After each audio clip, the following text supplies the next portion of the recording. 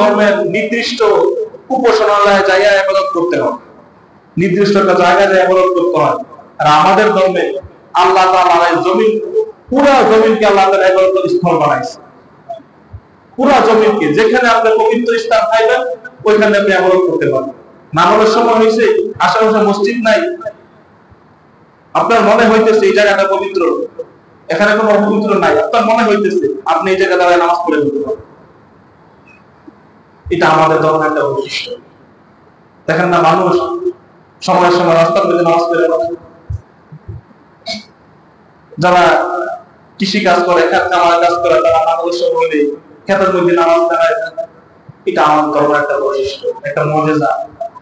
অন্য অন্য ধর্মে যার যার স্থানে, এবাদতের স্থানে উপাসনালয়ে যায় ইবাদত করে।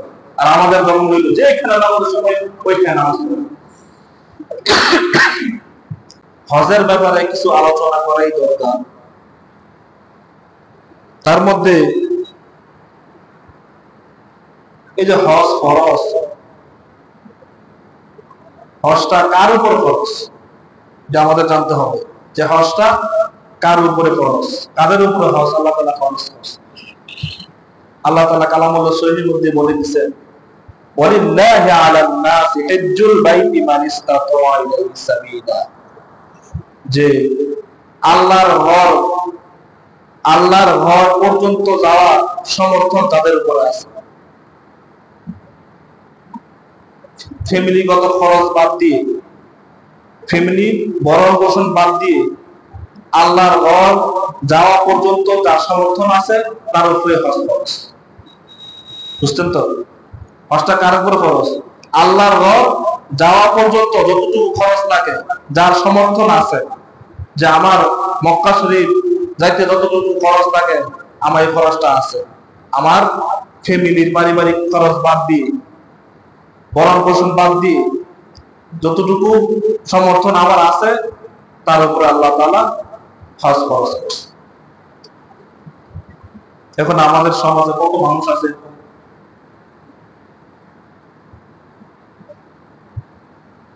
ঘরের ভিতরে টাকা পয়সার অভাব নাই, ব্যাংক ব্যালেন্স, জায়গা জমি, ব্যবসা প্রতিষ্ঠান সব আছে, কিন্তু আল্লাহ তাআলা সমর্থন দিতেছে, তৌফিক দিতেছে না, আমাদের নিয়ত নাই।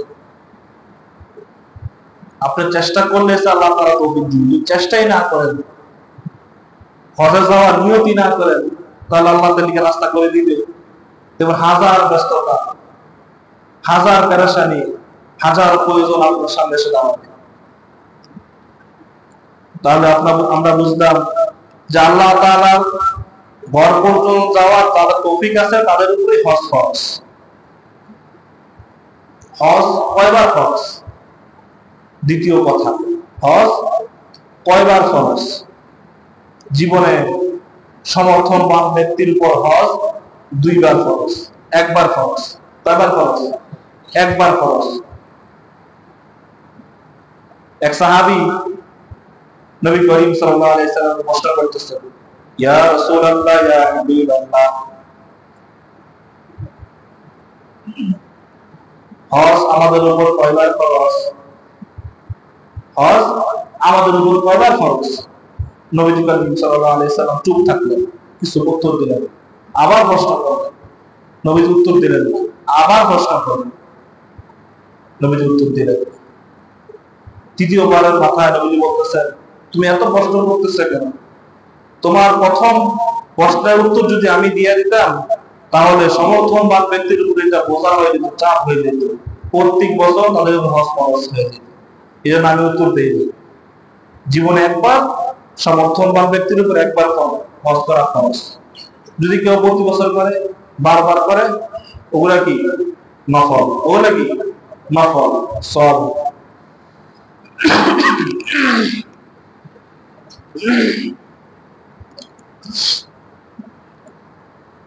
হজ যাদের সমর্থন আছে অতি তাড়াতাড়ি করে ফেলা,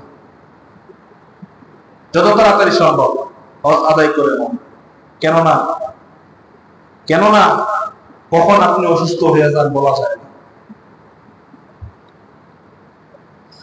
কখন আপনি অসুস্থ হয়ে যান বলা যায় না। কখন আপনার মারাত্মক রোগ চলে আসে বলা যায় না। কখন ওই করোনার মতন আমাদের দেশে মহামারী চলে আসে, সব বন্ধ হয়ে যায় বলা যায়।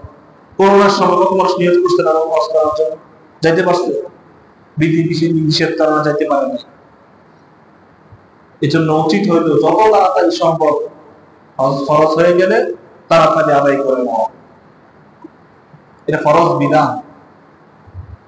এই বিধান যদি আপনার উপর থাকে, যদি আপনি ইন্তেকাল করেন, তো বড় একটা ফরজ কাজ আপনার উপর হয়ে গেল, বড় একটা ফরজ।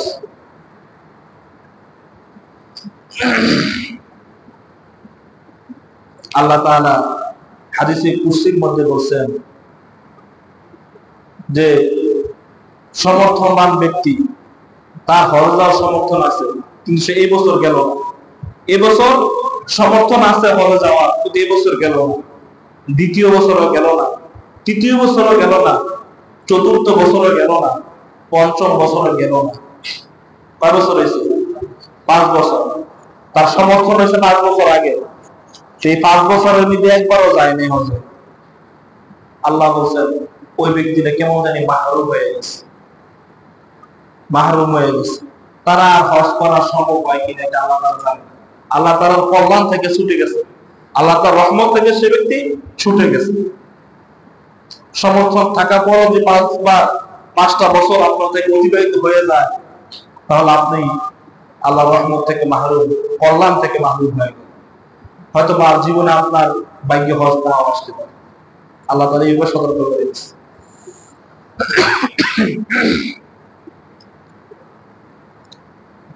সমর্থনবান ব্যক্তি অতি তাড়াতাড়ি হজ আদায় করে নাও, কেননা বাইতুল্লাহ শরীফ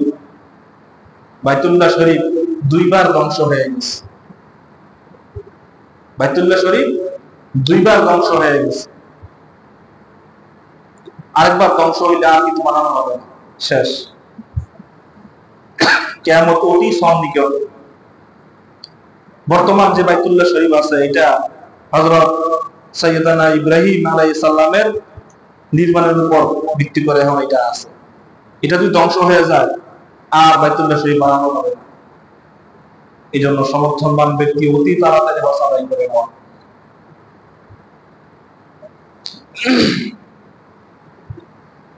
এখন সমাজে কিছু বুজুর্গ বাইরে যে হজ আদায় করবো, তার তো অনেক নাজায়েজ কাজ হয়ে যাবে। কেমন নাজায়েজ কাজ? যে ছবি তুলতে হবে। এমনি প্রয়োজন ছাড়া ছবি তোলা এটা ঠিক না। আমরা প্রয়োজন অপ্রয়োজনে কত ছবি তুলতেছি, আসলে ঠিক না এটা। আমাদের অনেকের বাসা বাড়িতে ঘরের মধ্যে নিজের ছবি, নিজের ফ্যামিলির ছবি, কোন প্রয়োজন নাই, সুন্দর করে টাঙায় হাদিসের মধ্যে আসছে কোন জীবজন্তুর ছবি অথবা কুকুরের ছবি অথবা মানুষের ছবি যে ঘরের মধ্যে থাকে, ওই ঘরে রহমতের ফেরেশতা ঢুকে না। ছবি হজের ব্যাপারে প্রয়োজনীয়, অনেক সময় প্রয়োজন পড়ে। জায়গা জমি হজ করতে যায় বিভিন্ন উমরার ক্ষেত্রে ছবি তুলতে পারে, ওই ছবি তোলা জায়েজ আছে, এটা সমস্যা নেই। ভোটার আইডি কার্ড করতে যায়, এগুলা জায়েজ আছে। তো অনর্থক ছবি যেটা কাজে লাগা না, এগুলো হচ্ছে জায়েজ না। অনেক মানুষ আছে যে ছবি তুলতে হবে এই জন্য হজ করতে যায় না, আছে অনেক মানুষ।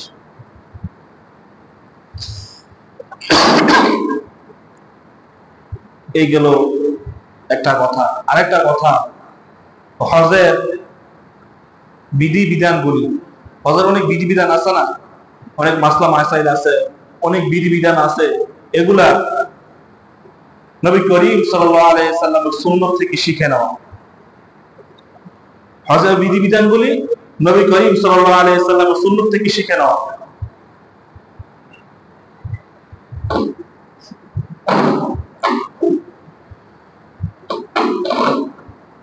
হজে অনেকে হজে যায়, বিশেষ করে আমাদের বাঙালিরা হজে যায় মাশাআল্লাহ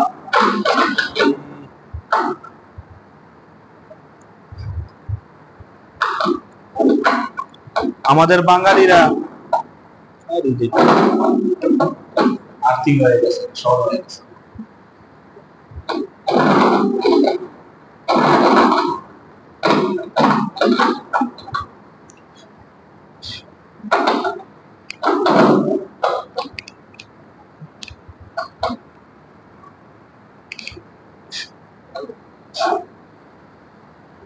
হজে গিয়ে কোন সময় তিনটি কাজ করা যাবে না। এখন হজে যায় মানুষ সেলফি তুলতে, ছবি তুলতে, অশ্লীল কাজ, বেহায়াপনা, পাপাচার, ঝগড়া দিবা, এগুলোর মধ্যে লেগে যায়। বিশেষ করে আমাদের বাঙালিরা বিমানে উড়ার থেকে ঝগড়া শুরু হয়ে যায়। এটা আমাদের বাঙালির একটা জাতিগত অভ্যাস। যাইতেছে হজ করতে, বিমানবন্দর থেকে ঝগড়া শুরু হয়ে গেছে। ওইখানে দিয়ে জায়গা নিয়ে ঝগড়া, হোটেল নিয়ে ঝগড়া, নানান ঝগড়া শুরু করে। এই কাজ করা যাবে না।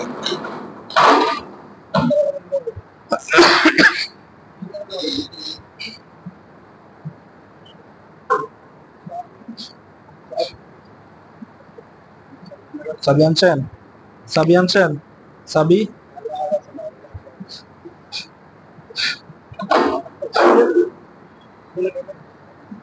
কোন অশ্লীল কাজ বাইতুল্লাহ শরীফে যাই করা যাবে না। বেহায়াপনা কাজ করা যাবে না। পাপ কাজ, যে এমন কাজ করলে পাপ হয়, এরকম কোন কাজ করা যাবে না। ঝগড়া করা যাবে না। এটা আমাদের স্বভাব। সামান্য কিছু নিয়ে ঝগড়া লেগে যাবে, এটা করা যাবে। হজে গেছেন, আর হজ তো হইলে এমন একটা বিধান যে হাদিস শরীফের মধ্যে আসছে, কোন ব্যক্তি যদি হজ করতে যায়, ঝগড়া করে না, পাপাচার করে না, বেহায়াপনা কাজ করে না, যে সম্পূর্ণ হজের হুকুম আহকাম করে পালন করে হজ আদায় করে আসতে পারে, কেমন যেন নিষ্পাপ, মায়ের গর্ভ থেকে নিষ্পাপ যেমন নিষ্পাপ সন্তান ভূমিষ্ঠ হয়, সে যেন বাইতুল্লাহ শরীফ থেকে নিষ্পাপ হয়ে দেশে প্রত্যাবর্তন করে।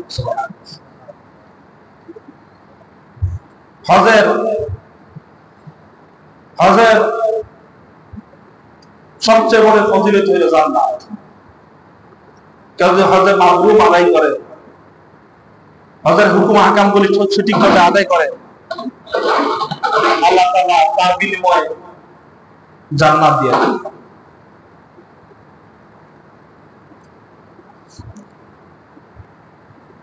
আর যারা আমরা হজ করব, তারা সবসময় নিয়ত করবে যে হজের তামাত্তু, হজ 3 প্রকার, এর মধ্যে সবচেয়ে উত্তম হইল হজের তামাত্তু, এটা আদায় করা। আমরা যখন হজে যাব, উমরার নিয়ত করে যাব। উমরা আদায় হয়ে যাবে, উমরা আদায় করার পর আবার করে হেরাম ভাবে বড় হজ আদায় করব। হজের তামাত্তু হলো প্রথমে উমরা নিয়ত করা, তারপরে বড় হজের নিয়ত করা। বাংলাদেশ থেকে যদি আমরা কেউ যাই, তাহলে বাংলাদেশে ইহরাম বেঁধে উমরা নিয়ত করে ইহরাম বেঁধে ফেলবে। উমরা শেষ করে আবার একটা সীমানা আছে, যারা হজে যায় তারা চিনবেন, ওই সীমানা পর্যন্ত যাইয়া বাইর হইয়া আবার নতুন করে ইহরাম বাঁধে, তাহলে বড় হজ আদায় করে। এগুলো হলো উত্তম হজ, হজের তামাত্তু। সর্ব চেষ্টা করা যে হজে মাবরুর আদায় করা, এটা অনেক ফজিলত। হাদিস শরীফের মধ্যে আসলে যে পূর্ব থেকে পশ্চিম এই খালি জায়গা পরিমাণ যত লম্বা জায়গা আছে, যে হজে মাবরুর হইল এর থেকে বেশি উচ্চ পর্যায়ের আমল। এর বিনিময়ে আল্লাহ তাআলা জান্নাত দিয়ে দিবেন। কেউ যদি হজে মাবরুর আদায় করে দেশে আসে, সে যেন নিষ্পাপ শিশুর মতো পাপ মুক্ত হয়ে গেছে, দেশের মধ্যে প্রত্যাবর্তন করে।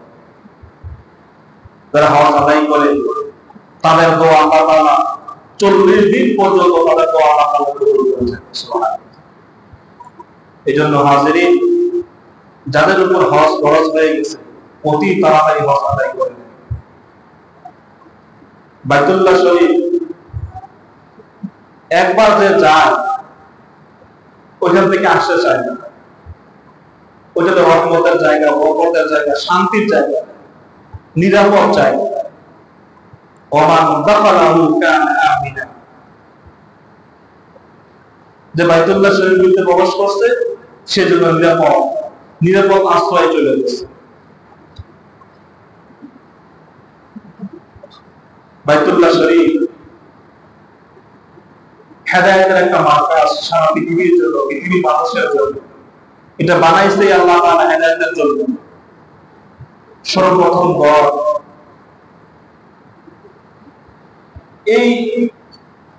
এই গড় কেন্দ্র করেই আমাদের সৃষ্টি।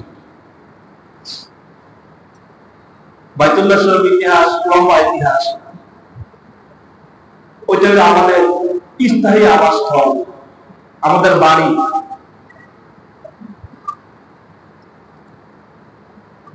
দুনিয়ার মধ্যে যত পয়গম্বর, যত নবী রাসূল আল্লাহ তাআলা দুনিয়ার মধ্যে প্রেরণ করছেন, সবাই এই গড়ের রাস্তা দেখাইছে, এই গড়ের পথ দেখাইছে। এই গড়ের কেন্দ্র করেই দুনিয়ার নবী রাসূলরা মানুষের মধ্যে দ্বীনের দাওয়াত দিয়েছে, আল্লাহর ঘর চিনাইছে, ইসলাম চিনাইছে। ইন্না আউওয়ালা বাইতিন বুদিআ লিন-নাস লাল্লাযী বিবাক্কাতা মুবারাকান ওয়া হুদাল লিল-আলামিন। নিশ্চয়ই সর্বপ্রথম ঘর হইল কাবা শরীফ, বাইতুল্লাহ শরীফ। এটা হলো পৃথিবীর মধ্যস্থল, এটা সর্ব মাঝখানে এই ঘরটা। কাল কিয়ামতের দিন এই ঘরেই আল্লাহ তাআলা বিচার কার্যকর, বিচারের যেই মঞ্চ বানাবে, বিচার কার্যকর এই ঘরেই হবে। সারা পৃথিবী তখন মাঠ হয়ে যাবে, বিচারের মাঠ হয়ে যাবে। বাইতুল্লাহ শরীফ এই ঘরকে কেন্দ্র করে পৃথিবীর যত মানুষ হজে যায় এই ঘরকে কেন্দ্র করে হজ করে। যদি পৃথিবীর কোন মানুষও যদি এই বাইতুল্লাহ শরীফে না যায় তাহলে আল্লাহ তাআলার কোনো সমস্যা নেই, হজ চলবে। পশু পাখি, জিন, ফেরেশতা সবাই এই ঘরকে তওয়াফ করে।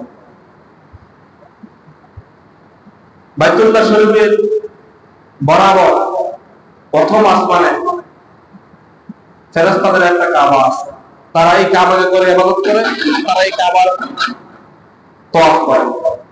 এরকম প্রত্যেকটা আসমানে বাইতুল্লাহ শরীফের বরাবর প্রত্যেকটা আসমানে একটা করে বাইতুল্লাহ শরীফ মসজিদ আছে। এই মসজিদ কেন্দ্র করে ফেরেশতারা এবং বন্দী করে তওয়াফ করে। বাইতুল্লাহ শরীফের মধ্যে প্রত্যেকদিন 60টা করে রহমত আল্লাহ তাআলা নাযিল করে। যারা এখানে নামাজ পড়ে, এই বাইতুল্লাহ শরীফের সামনে নিয়ে নামাজ পড়ে, তার উপরে 60টা করে রহমত আল্লাহ তাআলা নাযিল করে। এই বাইতুল্লাহ শরীফের দিকে যারা চেয়ে থাকে, শুধু চায়া থাকে, তার সামনে নিয়ে তার উপর আল্লাহ তাআলা 40টা রহমত নাযিল করে। এই বাইতুল্লাহ শরীফের একটা অংশ হলো দুনিয়ার যত মসজিদ আছে এই মসজিদ।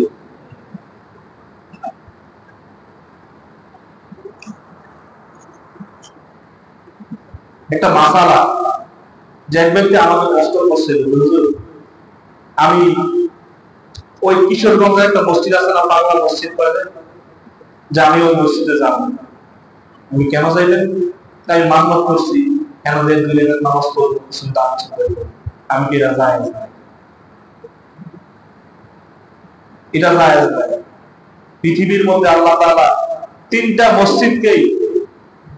মসজিদকে জায়েজ বানাইছে, যে মসজিদের উদ্দেশ্য করে সফর করা যায়। এছাড়া কোনো মসজিদের উদ্দেশ্য করে সফর করা যায় না।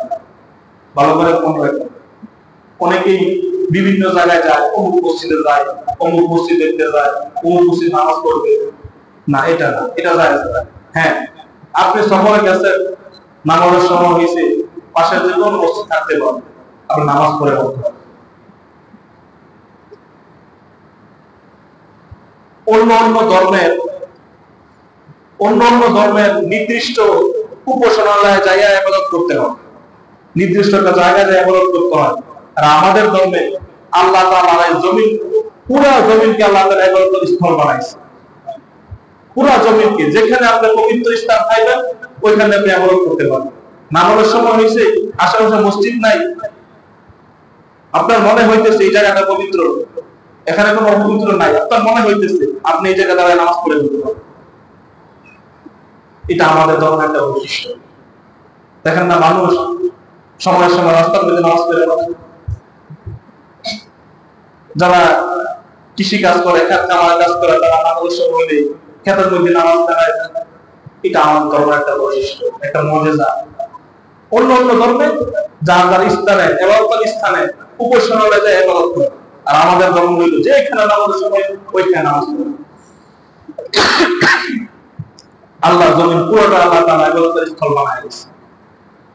এই জন্য খেয়াল রাখবো যে কোন মসজিদকে উদ্দেশ্য করে সফর করা যায় একমাত্র তিনটা মসজিদ ছাড়া।